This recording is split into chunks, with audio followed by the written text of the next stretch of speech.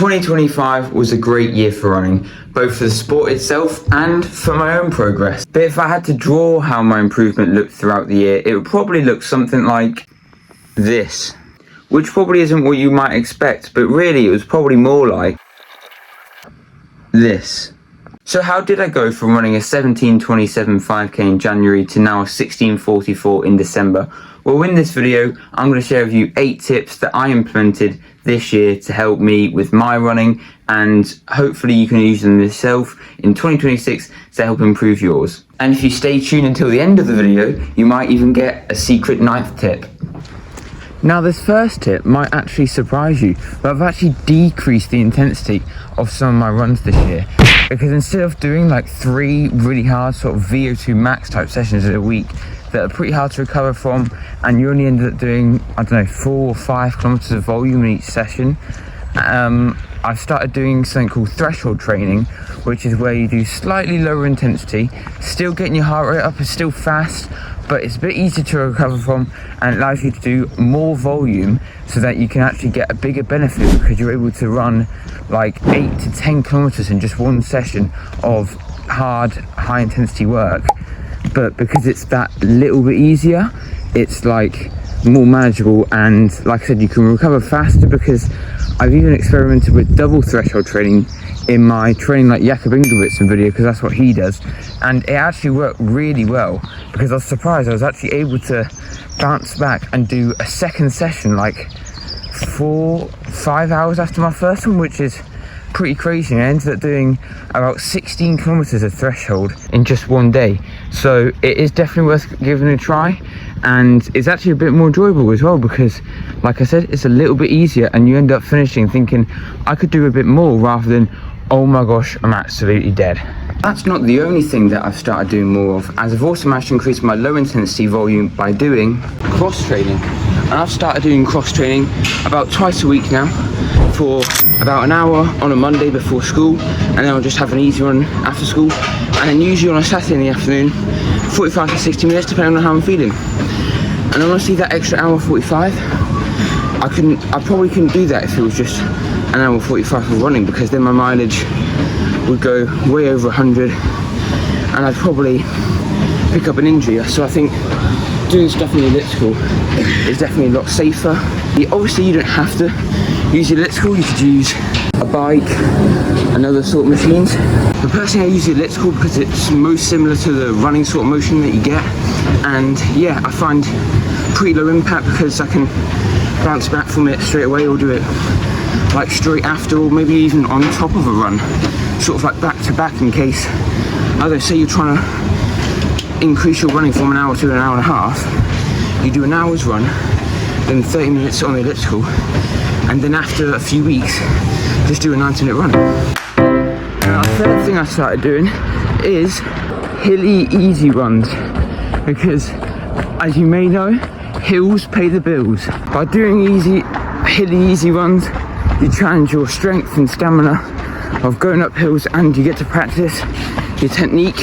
And I've noticed during races that actually when it comes to running uphill, I'm often overtaking people, and I'm able to push past them because I'm used to going uphill, practicing it, so I'm stronger than them. And so I basically just try to get as much elevation as possible on my easy runs, which actually isn't too hard where I live, because it's a lot of just up and down the whole time, so it's not too difficult.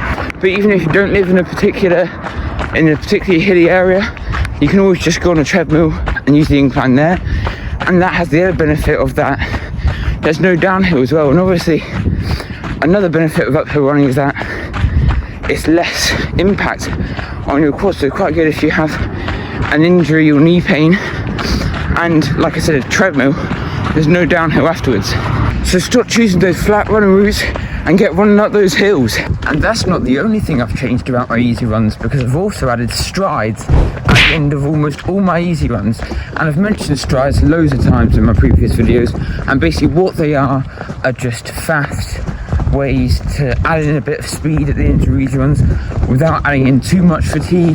There's so many different ways you could do it, you know, 30 seconds, 20 seconds, doesn't have to be long at all, however many you want to do, you know, 3 to 6.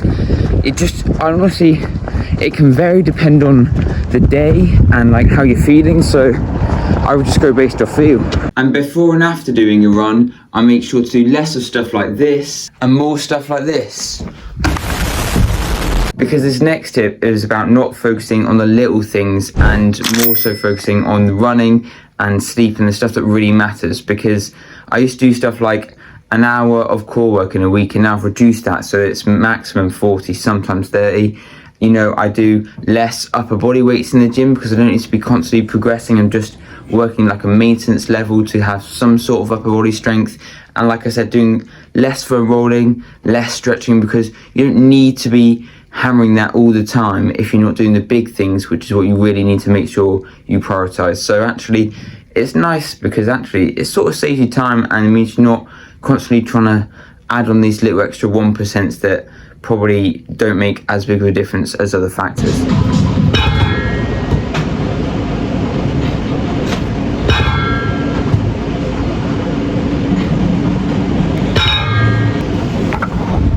So this next tip is about strength training, because it's something that I've really started to focus on this year, and I've really noticed some improvements because, as you can probably tell, I've started doing a lot of heavy lifting, and I've really noticed the improvements from doing this strength work because I have a heavy session on days like today, which is a Sunday, and then one other day of the week I also lift weights, which is on Wednesday. That's less heavy, but it's still moderate weight, so sort of like maintenance work. And honestly, doing stuff like this really helps. I do, you know, trap bar deadlifts, squats, calf raises, all the sorts of things that are, you know, running, the movements that will help you running. And I think it's definitely helpful because it makes me feel a lot stronger. I would notice myself improving. Like, that's 85 kilograms that I'm lifting there. Start of the year I would not have been able to do that. I worked my way up to 75, and now I've just recently started doing 85 kilograms. So it really shows what you can do if you actually stay consistent with it. Because again, just like with running, it is about progressing gradually and building up your tolerance. Now, the seventh thing on this list probably resulted in the biggest improvement in my performance this year, and that was because beforehand I was feeling tired, fatigued, unable to recover a lot of the time, and so I got a blood test done which showed that I actually had very low iron levels. And since then I've been taking iron supplements, so my iron stores in my body are much better now, and I am actually recovering and able to handle workouts and just general running better. So if you're experiencing similar symptoms, then you might want to get a blood test done to see if there is anything that's low. But obviously there's other reasons for fatigue as well. But in terms of my case, let's tuck in some dinner. But that's not the only change I've made to my diet this year, because I've also made sure to focus more on fueling before and after my workouts, because pre and post session, and sometimes during, is the most important times of the day to make sure that you're fueling with the right sort of foods. For example, before a session you want something that's high in carbohydrates and low in fibre, easy to digest. And after a workout you want something that still has a decent amount of carbs, but also now a bit more of a focus on protein, because that helps with fueling yourself up for the session and also recovering after, and also topping up if it's a longer session with things like gels so that it can fast deliver carbs to your bloodstream. So I actually have noticed a pretty decent benefit from doing that, because it means you don't have as many issues on the run, and that actually you feel as though you can sustain the effort that you're doing on your run for longer. Now it's time for the ninth and final tip, and if you've made it this far, then please do consider subscribing down below, because I've recently just hit 100 subscribers, but obviously we've got to continue that trend, keep going up. But thank you to everyone who is currently already subscribed.